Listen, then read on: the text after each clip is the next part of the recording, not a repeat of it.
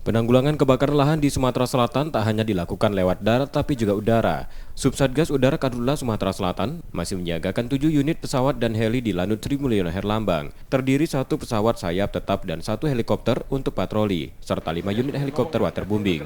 Dalam sehari, tiap unit melaksanakan sedikitnya 2 kali penerbangan berdurasi 3 hingga 4 jam untuk operasi pemadaman di Sumatera Selatan. Komandan Subsatgas Udara menegaskan, pihaknya akan mendapat helikopter tambahan dari Pekanbaru dan Kalbar untuk membantu operasi pemadaman.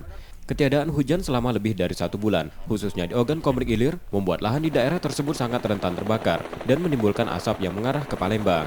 Kami berharap dengan kekuatan yang ada dan insya Allah besok akan ada 1 tambahan pesawat dari Pekanbaru, yaitu pesawat helikopter Kamov yang akan diperbantukan ke dalam Subsatgas Udara Provinsi Sumatera Selatan. Kami memahami dengan situasi 30 hari tanpa hujan, khususnya di wilayah Oki, ini merupakan suatu potensi timbulnya bencana asap yang harus kita antisipasi.